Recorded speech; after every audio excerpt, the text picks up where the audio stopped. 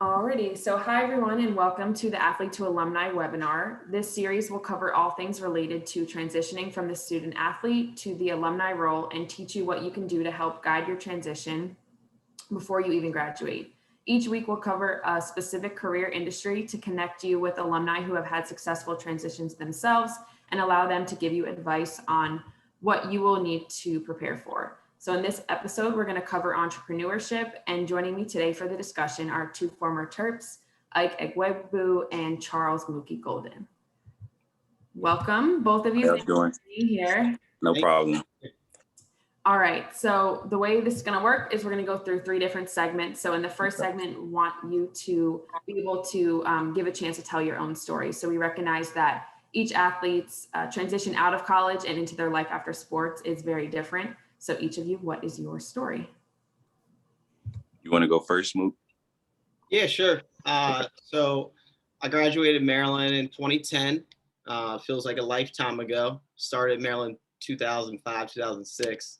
But my story is just about hard work and grit, just like being an athlete. While attending Maryland, I met one of my best friends. Her name is Christy Tolliver. Most Terps know who that is. Obviously won an NCAA championship. And we just became really cool, really close. She's like my sister now, but we used to go and work out like late night. She'd go and shoot up, 200, 300, 400 shots. And that's just kind of where I learned that work ethic and that grit. But I would go to all her home games when I was in school a lot my last 2 years, my junior year and my senior year. And I was introduced to a guy by the name of Tom Wallace. His daughter also played basketball at Maryland. So another former Terp, her name's Emery Wallace. And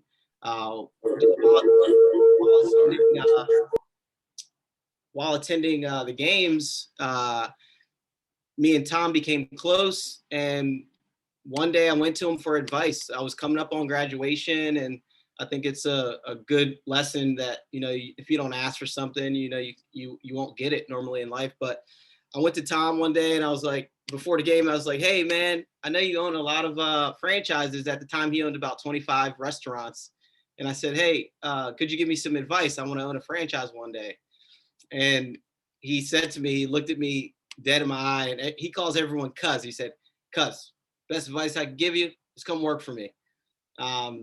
So post graduation, instead of taking a nice sales job, making close to six figures, I decided to go down to Roanoke, Virginia, and I worked for Tom. And he said, "You're going to start at the bottom." And he literally paid me $9 an hour to start in these restaurants and start training. And when you have student loans, making $9 an hour is a pretty rough situation. And he said, "You got to learn from the top." He said, "I'm gonna open up my house to you." I went and lived with him, and we started training. And 1 year in Roanoke, and then we moved up to Northern Virginia. One of his friends was opening the second store, the second Jersey Mike's in Northern Virginia.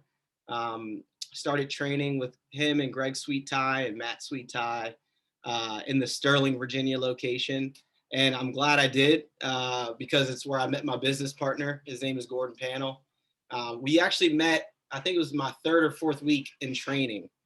And we both managed Jersey Mike's for 5 years, and the rest is history. We opened up our first location as owners November 6th or November 9th, 2016. But that training process started in July 2011 in the Sterling, Virginia site. 5 years later, a lot of blood, sweat, and tears, a lot of long hours that you put in.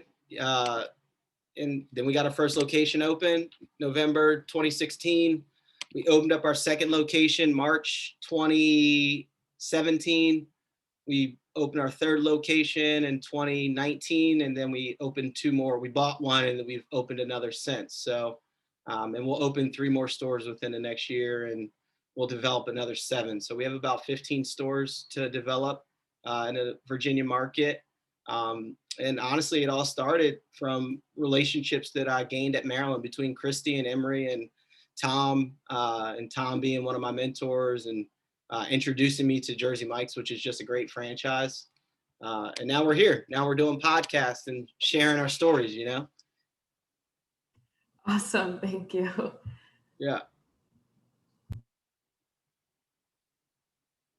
Is it my turn? That was a great story, by the way, Charles. So I started, I say my story starts, I was at Maryland from 2016 until the spring of 2019. I was a football student athlete there.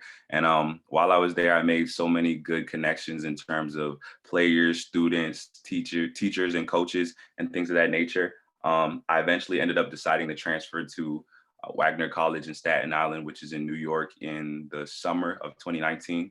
I've been in Maryland all my life, so I wanted to go somewhere else and see different things and experience different things. The funny thing is, New York is actually like one of my least favorite places. I'm not a super city type of person. I like the suburbs. I like space. I don't like hustle and bustle, but moving to New York definitely helped me see a whole bunch of new things and experience new things and new people. And it was definitely something that I needed to get outside of my comfort zone. So in terms of my business, since I was young, I've always had like a knack for like business and just hustling in general. When I was like super young, I used to sell like candy, honey buns, different things like that in school. And then even when I got to Maryland, I was watching dogs when I wasn't at practice. I was like helping people with their work, like just to make little money on the side, tutoring people and things of that nature. So when I was in high school, I had the idea like I want to have my own brand, but I didn't have any sense of direction. I didn't know what I was doing, nor did I have the money to be able to support an idea like that. So I just put that on the back burner and I continued to cultivate the idea. So once I was at Maryland, after a year or two, I was like, I have the connections, you know, I have my teammates who are like my family, you know, people on campus know me because I play football.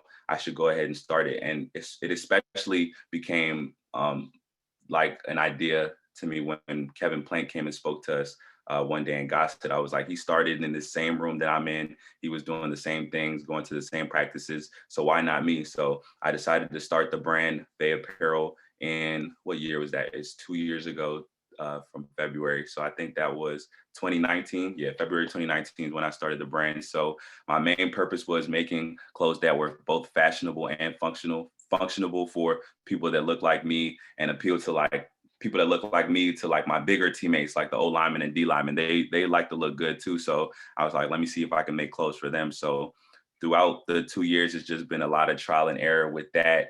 I feel like the best thing I could have done was just hopping into it, because in order to earn, you got to take L's. So you got to learn, then take the L out of that, and then you can start to earn. So just making mistakes, learning, but it's been a great process nonetheless. You know, definitely making a lot of connects and talking to people that I might not have been able to talk to had I not started this business. But it's been great, and the business is slowly growing. Yeah, it's just been a good experience nonetheless. So yeah. Awesome. Well, thank you both. We'll get into, you can expand upon everything a little bit more as we go through, but obviously you've both been incredibly successful and enough for me to know who both of you are and want you to be involved in this conversation. But what is one graduation accomplishment that you made that, is, you're most proud of and that, you feel like was an accomplishment for you? So I'll go first. I'll go first. I'm younger. I'll go first. So I would say a big accomplishment for me, just being a recent graduate, has definitely been like getting my own place and allowing my business to be able to support me where it wasn't previously supporting me. So I would say that's a big accomplishment for me. It's awesome, man. So I'm 10 years deep into entrepreneurship. So I've seen a lot of ups and downs, barely being able to pay myself, all those things.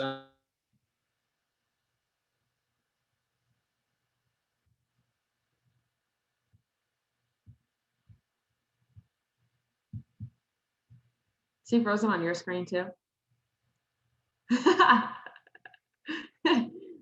Bad time to freeze. All right, we'll give him a second, see if he can jump back in.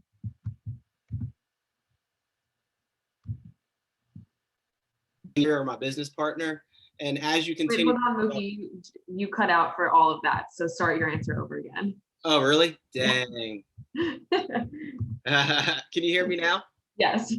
Okay, cool. I'm in a hotel. Sorry, I think the Wi-Fi is kind of in and out. Hotel life, as you continue to grow. So in 2018, we won a regional. It was a regional excellence award at the Jersey Mike's National Conference, which is all franchisees, all managers come together, and the regions are split up. Northeast, southeast. There's probably 3 to maybe 4 regions, and our company won a regional excellence award, which was really cool because it now is no longer what I said before, is that I get a lot of recognition. I was an athlete. We now own a business. We work really hard and we get recognized, but it was the first time that our team was able to be recognized. It wasn't just about Mookie or Gordon. And as you Jersey Mike's talks a lot about, is just giving back to your communities, but it really becomes about your employees, because that becomes your family and you see other people become successful. So we had 2 of our longstanding employees up on the stage with us. So that's probably the coolest, because it was the first time that other people from our company got recognized. And of course we got the recognition, but we got to share that moment with our people. So that was really cool. Awesome. Thank you. Okay. So on the flip side of that, then what is the biggest challenge that you faced after graduation, and how did you overcome it? Want me to start this time? We'll go back and forth. All right. I think, and we talk a lot about this, is post athletics, not really working towards something physically and with the team. That was a huge struggle for me. I moved down to Roanoke. I was down there with Emory and Emory's sisters, Maggie and Kelly, and they really became like sisters to me. And a lot of my friends that I met through work became very close. Some people now work for me today because I own stores down in the Roanoke area. But you're no longer training in that team environment. And for me, that was just something that I really latched onto. And working out and training is hard to do when you don't have your team with you. And like our lifting coach Corliss was just an amazing lifting coach when I was at Maryland. So just continuing to propel, physically, and kind of putting that energy into the business, and finding that balance is the hardest, because you have to time manage. But the biggest challenge for me was just not really having that team environment that you're training in on a daily. I tell my wife that often. I'm like, what am I training for? So it's just like the mental struggle of that. And, financially, when you start a business, obviously that's really hard as well. But, if you put the time and effort into it, the money will come eventually. It's easier to say that now. When I was 2 years into it, that probably was the hardest challenge, but I'd say that just no longer having that environment, it's definitely it. I would say the biggest thing for me being a recent post grad has definitely been time management. Being in college and playing a sport, you're pretty much given the schedule of what you're going to do every day and what to expect. But being a business owner and being a graduate, it's like every day something unexpected can come, So I would say, me personally, time management has been a big thing for me, and just making the most use of your time. Something that helped me a lot. So prior to once I graduated, I had a little period of time where I was just chilling, working on my business. But then it felt like I was working hard. But then at the end of the days, I would be like, I could have got a lot more done. I would look at my screen time, the amount of time I was on social media. I was like, I could put this time towards something that could benefit me, as opposed to just scrolling through my timeline. So I decided to get like a job at a gym where I could push my brand and also stay in shape as well. And then once you're working consistent hours, you're like,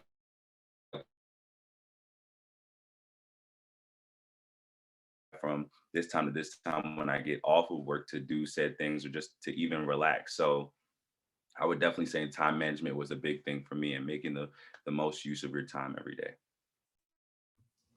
You read my mind with that, because that was definitely going to be one of my questions. So going, I guess, back then to Mookie, from your perspective. So I know that, through Ike's bio, that he was still, you know, into fitness, and that was never like a struggle for you personally, but like, can you talk about that, Mookie, a little bit about how like you managed your own schedule and what that was like, you know, post athletics to kind of make your, you know, your own timeline and not be so structured within still being in like an athletic environment? Yeah, I think all athletes have to understand that that's going to be a struggle because it's no longer that you have to be at lift at 5:30 or 6 a.m. I I think that having a good example helped me a lot with time management. So Tom also owns a gym. It was Gold's, but it's now Crunch Fitness in Roanoke. And he would be up every morning at 4:30, 5 a.m. at the gym. And in the beginning, I was struggled with that because I'm not an early morning person. But he'd be like, "Cuz, you get your workout in," and I'll go get my workout in. And you know, I had a gym that I could work out at for free, which was nice because I didn't have the money to pay for a membership. But so that definitely helped me. And one thing he taught me, and that I learned in my first few years in business, is that you have to take control of your schedule. So what I do every Sunday is I map out my schedule for the week. I say, this is my gym time. This is the times that I'm going to work. These are the times that I want to spend with my family or with my wife. And of course, when you own a business, there's times where you have to be flexible, but mapping out your gym times and mapping out your personal time and mapping out your work schedule has been very powerful for me. And that's something that I learned working with Tom. And it's something that I've learned working with Jersey Mike's, because if not, your schedule becomes your employee schedule or someone else's schedule. And you owe it to yourself to create that time and create the time that's going to make you most successful, because then it'll help your employees be successful. So definitely mapping out your schedule. So just like you had in college, you know, you had this time where you had to work out, you had times where you could go to class, and then you had times where your next workout was, you know, wrestling, we had lift in the morning or runs, and then we had practice at 3:45. You couldn't go to class, you could not take class within those two times. So, you know, I kind of take that same approach through the week, and taking little wins, because you are going to fail even on your own schedule at times, but take those little wins from the week. And we always talk about getting 1% better the next week and not being so hard on yourself, because as an athlete, you know, you really you're so prepared for the game, you're so prepared for this team, you're so prepared for this individual, and then you can execute it. In business, it's a continual environment. So I always say to myself, I want to get 1% better, and I'm going to be kind to myself this week. And that's really how I'm trying to take on, you know, time management and take on my weeks. Awesome. Thank you. When we had our episode last week, we talked to two former women's basketball players, and they were saying kind of a similar thing, how they structure their schedule is almost like this is my practice block, this is whatever. So like doing it like you're still a student athlete has been helpful for them. So that's interesting to hear. Yeah, it prepares you, actually. I think being a student athlete really prepares you in that way. What women's basketball players, what did you speak with? Kristen Comfort and Melina Howard. Cool. I had to go listen to that one. So kind of as a follow-up, like I know that, you know, through your bio, not only do you have your own business, but you kind of have a lot of different elements going on. I know you said you did comedy in your free time and a little bit of acting and things like that. So how do you personally find the balance? Like I know that work-life balance is a big thing now, but how do you find the balance for you to, you know, put into your brand? And obviously entrepreneurship is all about, you know, managing your own business, and I know that it's more of a personalized thing versus working for like a corporation, but how do you find the balance of putting enough energy and time into to growing your business, but then also like taking care of yourself as well? So I would say of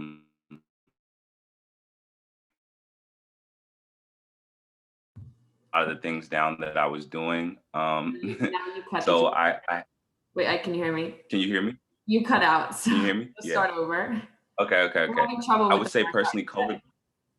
Yeah, it's crazy. I say personally, personally for me, COVID was like a cheat code. So it pretty much canceled a lot of the things out that I was going to do, like spring ball last year, my fall football season, and things of that nature. So I was able to devote like my full time into my business at that time. So as things start to open up and opportunities start to be presented to me, I would say in terms of time management, with growing my business and also the other ventures that I have interest in, definitely building a team around my personal business. So having people that I can depend on that understand the values and the vision of what I'm trying to do with Vey Apparel. So I can be more hands off. I don't have to necessarily do, content management or, setting up different events. I can take my hands off of a few different places and then put my hands on to like the different things that I want to do, like the comedy, like the acting and the different things that I have interest in. So building a team is definitely super important because you can't do anything alone, anything successfully alone, unless you're a superhuman for sure. So, and there's always somebody that's going to know more than you in a certain field. So it's always good to allocate different responsibilities to people that might be better versed than you are. Thank you. I think that's really good advice for, people just starting out to be mindful of. So with that, we're going to roll into segment 2. So talking or focusing a little bit more on the student athletes who will be listening to this and what their story is and kind of advice you could give back to them. So being an alumni yourself now, what are things student athletes need to know to make their transition more smooth? Is it me first this time? Or is okay, cool. What are some things that you need to know to make your transition more smooth? I would say being in college definitely doesn't last forever. Like you come in as a freshman, you're like, I'm ready to get out of here. But then once you're about to be a senior, or you are a senior, you're like, the time flew. You know what I mean? So definitely career preparedness would be having an idea of what you want to do because you won't play your sport forever. If you're blessed enough to play on the next level, that's always a blessing. But even those careers won't necessarily last forever. So you have to have a plan for what you want to do post sports. So having a plan or even just having an idea of things that you like to do and maybe starting to cultivate them while you're in college is always a good idea. So for me personally, for my freshman year, I knew I loved business. I didn't know exactly that I loved business, but I knew I loved to just hustle and share things, exchange things, just get people to purchase different things and stuff like that. So I was like, I know I'm going to end up selling something. So I started to think of different things that I could sell and things that fit with my personality and things that I like to do. I also knew that all my teammates knew me as the funny guy. So I knew that comedy and like acting and being a character was something that I was definitely going to have to cultivate. So while I was at Maryland, I was trying to Maryland and Wagner in New York more so, especially I was trying to do comedy shows. I was doing I was in the background of different like shows and movies and stuff like that, YouTube series and things of that nature. So as things started to pick up for me, I had already had the experience in that. So once I graduated, now it's like I know exactly what to do instead of waiting till you graduate. And it's like now I'm trying to put the pieces together while working a regular job. So that's how I prepared myself while I was in college. And that's how other people can as well. I think my biggest piece of advice that propelled me in business or post career is finding a mentor, finding someone who has done what you've done, and try to stimulate growth from that. And with that, asking for advice. When I was in school, we had a lot less resources and tools career wise, but I knew someone that was successful in business. We built a good relationship, which came from my network at Maryland. And I literally said, hey, can you give me some advice? I have no idea what I'm about to do. And people who are successful, they love to mentor young people who are ambitious and have interest in what they're doing. So if you got a guy that came to you 2 years, about to graduate and say, hey, I want to get into the apparel business, you're probably going to take him under your wing and express to him and show him what you know. That's what mentorship is. So that's my biggest piece of advice. If I didn't ask Tom Wallace to help me out and for some advice, who knows where I would be today. I'd still be successful in some ways because I definitely have that hard work mentality. But if you find a mentor, you're going to get there a little bit faster. It's just like having a great coach in sports. That's why people always try to find the best coaches, because they actually mentor the college athletes and whatever athletes on any level and get them to the next level a lot faster. So that would be my best piece of advice: is use your network, use the people that are around you, because obviously if you're a Terp, we want you to be successful in the world, and ask for that advice and find a mentor. That was really good advice for both of you, so thank you. So a little bit more of a focus on entrepreneurship now. So we have a lot of students obviously in the business school and interested in running their own business or creating something for themselves. So what advice would you give students like that specifically on how to kind of get started? So my biggest piece of advice is you have to have grit. It's not going to come easy. It's going to be a lot of late nights, a lot of early mornings, and just have a goal and aspiration, because once you reach that goal, you're going to eventually create more goals. That's probably my largest piece of advice when it comes to, wanting to own your own business, because your life and work all become connected. Jeff Bezos said that there's no work-life balance. It's a work-life circle. And it's all connected in a way. You can't let work run you. You can't let life run you. But you do have to approach it in a way as an entrepreneur that you're going to be successful no matter what. And those days where you're not are hard. You got to take your lumps and take one step forward the next day, because it's going to happen. It's not easy for anyone as an entrepreneur. But once you start to see other people become successful and your team is growing, those are the days where it's all worth it.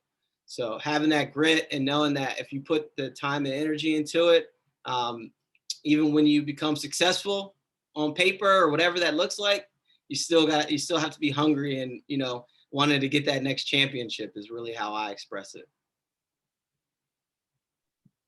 I would say the best advice I could give to someone that's trying to get started in anything is honestly just to start it. A lot of people have great ideas, but they never come to light because they don't start it. Or you can be addicted to education and allergic to execution. So if you don't go out there and just hop in it and don't be afraid to make mistakes, because you're going to make mistakes and you're going to take L's, but all those L's are just ways that you can learn and ways that you can optimize for sure. And I would also say just being a sponge and soaking up every piece of information you can get from everybody that is in your field or that has advice for you, or even like potential customers, because those are the people that you're going to be directly selling to. So if you can get an idea for what they want, then you can better optimize the product that you have or the idea that you have to suit them. So then they'll be long-term customers. So I would say that's the best advice that I could give. I love that. I'm learning from the young fellow over here. It's true though. You got to just jump in 2 feet, a lot of people, they ask questions all the time. Like, hey, how'd you start this? How are you doing it? It's like, yo, just go out there and do it. That's actually how you get after it and being an entrepreneur. So I love that. Thank you for that nugget, man. No problem. So obviously a big point of what you both have been saying throughout this is, it's kind of what you make it, entrepreneurship. But while you were at Maryland and while you were in school, our unit, Maryland made, the student athlete development unit wasn't as established at that point. But how did you get ready for your career while being a student athlete? So did you take advantage of any university connections? I know, Mookie, you did a lot of networking and mentorship and things like that, but, any work, in the career center, how did you all prepare for yourself outside of athletics? I would say just trying to be outside of just being in the football house or being in the baseball house, you know what I mean? Getting away from your teammates and engaging with folks on campus that might not play a sport or people that have other interests, because a lot of people have dope stories. You just have to talk to them. So, and also attending the different events. Like I know after practice and stuff, they would have different alumni to athlete things like we're doing right now. And people are like, man, I want to go home. I want to play the game. But a lot of times those people they want to talk about themselves, and they have resources that are available to you that can be of benefit to you. So definitely talking to those people that you might be talking to someone you might not even know, like they're a multimillionaire, they're super successful in this field that you have interest in, but by talking to them, by saying hello to them, then you can unlock those things and then they can become a resource to you. So I would say, just like I was saying before, being a sponge and soaking up everything, because knowledge is power, and your worst the greatest weakness you have in life is what you don't know, for sure. Yeah, I totally agree. So we didn't have as many resources, but we did have career fairs, and a lot of those things I went to on my own, and I wanted to figure out what the next step was, and that's actually how I found an internship I did was at a career fair on campus at Stamp Student Union, and building those relationships and ask your coaches, assistant coaches and people who work around the athletes. There's different events that we have throughout the year that you can attend, and you can't want to get back and play video games. It's like those are actually the reasons why you're at school is developing that network. So don't be scared of that. Really open yourself up to those different events, and just again, be a sponge and network. Because ultimately that's asking those questions to people who are successful. Ultimately, that could be someone who will mentor you in business, and that's really what people who are successful want to do. Yeah, that's great. Thank you. So with the new name, image, and likeness legislation that's kind of on the cusp of being passed, and this is definitely becoming a reality for a lot of student athletes, what advice would you give student athletes to grow their brand while they're still competing? I would say just in terms of growing your brand, being big on social media, because you go to a school like Maryland, and because you're playing a sport, you automatically have a big following and you have a wider net. So why not utilize that? Why not post content that's related to your school, your sport, what you're doing? People just want to see what you do. Like, they want to see a day in the life of a college athlete or a college football player, college volleyball player, all of those things. So building your brand and being intentional with the content that you post, and making those connections and being creative in the way that you show yourself, so people can understand who you are when they're not seeing you on the football field. They'll see Ike the person, they'll see Charles the person, they'll see Megan the person, as opposed to Ike the football player. You know what I mean? So I would definitely say being creative and intentional with how you display your public image, for sure. So this is new to me. When I went to school, Facebook had just started. So we were like the first class. You had to have an edu email address to even get a Facebook. But so one thing for me is that obviously we're all very aware of social media and that presence and likeness and being paid for that. And I'll give a different piece of advice from a different side, is that don't let the likes run your life, because ultimately, the brand that you build, and that's a huge piece of everything. It has to be, but just don't let that that instant gratification run kind of your mindset, and to continue to stay humble, because it will continue to build. But I just think that in the culture of today, a lot of times we let that, like, man, I got 1,000 likes on this, I have this many followers. At the end of the day, it's about what you're building, and that brand that you're building and who you're building it with. And I think that later all the other things will come. I don't think I had more than 200 likes on a picture until I posted this podcast. So, I'm 10 years in. But yeah, I think that's a huge piece of it. I think I could give you more of a mindset when it comes to building likeness and a brand. Fortunately, I work for a large corporation that has a social media team behind them. So we don't really necessarily have to post things personally. And for me, that works, because I really want to focus on the in-store and the experience for my customers, and those other things come on the back end. So just staying humble and not letting that be the thing that drives you. And I guess I am in a little bit of a different generation, but we still have to be able to handle those things, on social media and when building a brand.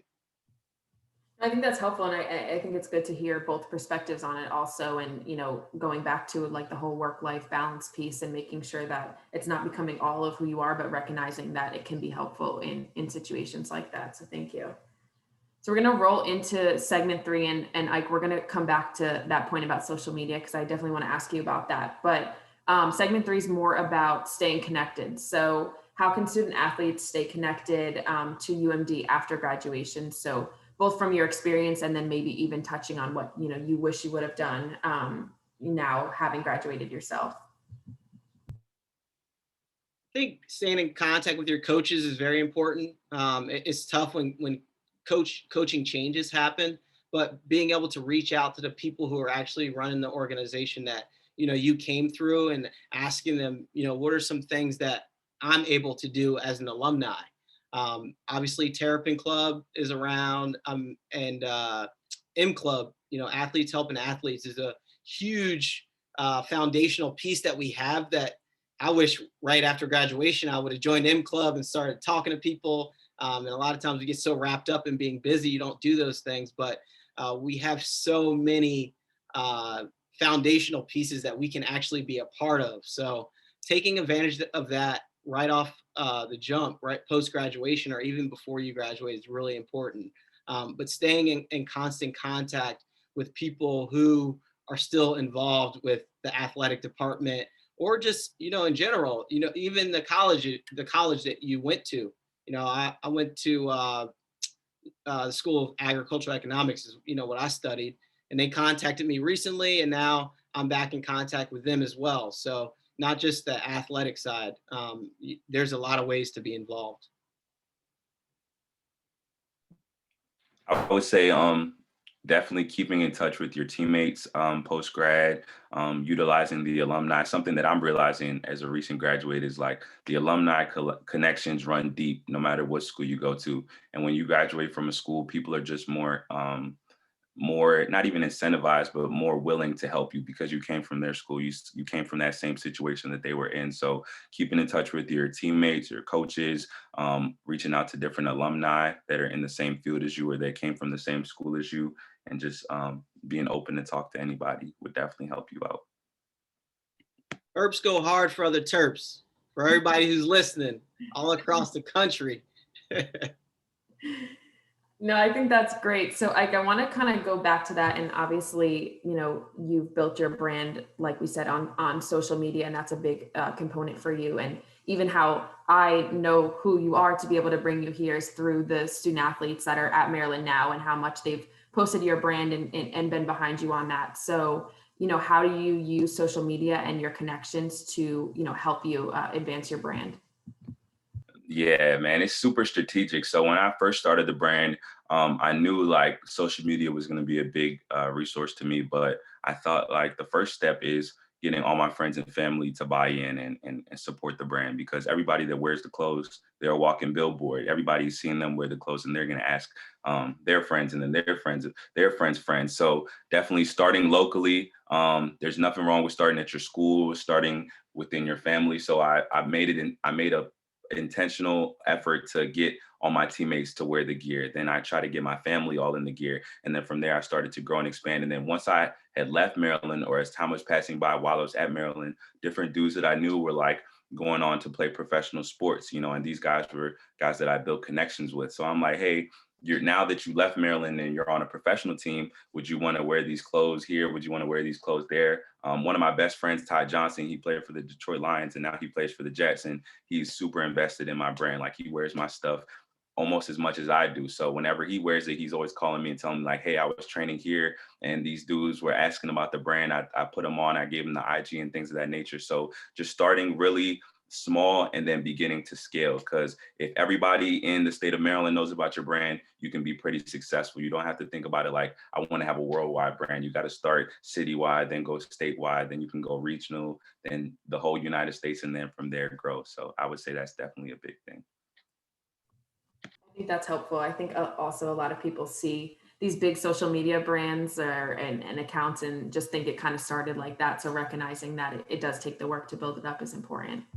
Sure. And a lot of people, when they want to start something, they look at the people that are on the highest pinnacle of that thing, and they're like, you automatically just feel a type of way. You're like, I'll never get there, or you just automatically degrade yourself. But even those big brands, especially like Kevin Plank started at the University of Maryland. He was cutting some of his things. He didn't become the big successful entrepreneur that he is today the same day that he started. It takes time. So if you consistently just work at something, if you have a good idea and you have a good plan, you'll never fail, because the only way that you can fail is if you never start or you give up. If you continue to work on something that you're passionate about, you'll always be successful at it.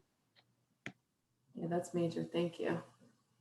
All right, Mookie, jumping to you. So I know you talked about the M Club and kind of networking. You've touched on mentorship and how important that was for you, but can you go into a little bit more depth about, how important it is to build your network and how mentorship and networking can kind of help you along the way?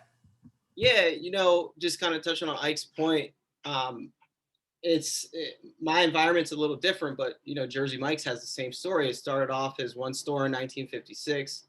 The owner bought it in 1970, early 70s, and he was 17 years old, and he started to build this brand, and it almost failed a couple times. I got involved in 2011 through the trials and tribulations of the guys who really put the time in and the work in to get it to where it is. But even when I joined, it was maybe 400 locations. And, 10 years later, we're at 2,000 plus locations. And a lot of people see that, they see that you guys are here. But when I first started, it was like, hey, man, we're going out giving out free subs and hitting the pavement. And, it doesn't happen overnight. So I just really wanted to hit on that point. It doesn't matter what you're doing. You have to be able to put that time and energy into it. When I didn't take a sales job in 2010, my friends are like, you're going to go make sandwiches? And now, 10 years later, people are like, hey, Mook, how can I get involved? So it's just really taking that time and energy and knowing that no matter what you do, if you put the time and the work in, you can make it happen. If you don't quit, like Ike said, and if you actually try to start something, then I believe that you definitely can make it happen. But so benefits of joining, M Club or being involved in any of the resources that we have, it really, again, can propel you from this step to the next. Me and Ike being on here today, you better believe I'm about to get on his website and buy some of his gear. He's a Terp, and I want to support that, and that can take you from step one to step two, because there's so many people who are involved in M Club or a Terrapin Club that want to see you become successful. And if you have something good that you're doing, they're going to support that. And that could be the foundation, just like Kevin Plank had his foundation at Maryland. And now you look at the brand, and so many different colleges are part of that brand now, but it really starts somewhere. And we actually have a pretty great foundation being a alumni at Maryland to get that word out there. So it's just so important. And the M Club is a fantastic organization, and they do put you in different situations. So M Club put me in this situation today, and hopefully more people know about Jersey Mike's. Today we actually are donating 100% of our sales across the country, no matter what store you go to 200 different local charities. And our goal is to raise $10 million for nonprofits and local charities. So look at that, giving me a foundation and somewhere to put that information out there, so that's one of the biggest things for me with M Club and anything involving Maryland, is that we actually have a step up, and we have a good foundation of people that will support us. Definitely. And I think that even goes back to Ike's point earlier about taking the time while you're a student athlete to hop into those different meetings or go to those networking nights and actually talk to people, because we're all saying really that everybody wants to help each other out. So that's awesome. So I do want to be mindful of time. I wish we could keep going and talk forever. I think you guys are giving great advice, but before we close out here, I want to give you both the opportunity to give kind of one final gem, one piece of advice, information that you would like the student athletes now to know and be aware of as they go on their own journey of being an entrepreneur. Yeah, I would definitely say, especially being an athlete, They don't put championship rings on smooth hands, and that applies to everything in life. You're gonna have to work. Like both Charles and I, we made mistakes, we took L's, but we learned from those experiences. So it's not gonna be easy. Anything in life that you really want and that you really want to be successful in, it's gonna take work, and it's just gonna take a consistent commitment. So those would be my final words. Yeah, I'm kind of going to piggyback off of that. Don't be scared to take losses. It's going to happen. And you just have to have that grit. It's the biggest piece of it. That's why you're a successful athlete. Maybe that's why you weren't so successful, but don't let that translate, not having grit. Don't let that translate into the business world, because it's a level playing field. And you see people who are definitely getting after it on a different level, but that just means that they were willing to put in that extra work and that extra time. So, don't give up and just have that grit. Awesome. Well, thank you both. I know that I learned a lot. I know that, we even said we learned a lot from each other today. So I appreciate you both for jumping on and, sharing your own stories and your own advice. We are going to be posting this on our YouTube channel, so we'll definitely spread along and try to have this reach as many people as possible. But again, want to thank you for taking the time to be here today. Really appreciate it. And we'll also tag both of you on our social media, so that way if anyone has any questions or things like that, they're able to reach out to you and get to know your brands and your story a little bit better. Thank you for having me. Appreciate Thanks for having us. I want to connect with you, man. I want to get some. We'll definitely tap in. I appreciate it. All right, awesome. Thank you both, and everyone have a great day. Thanks, All right. Megan. See ya. Catch you.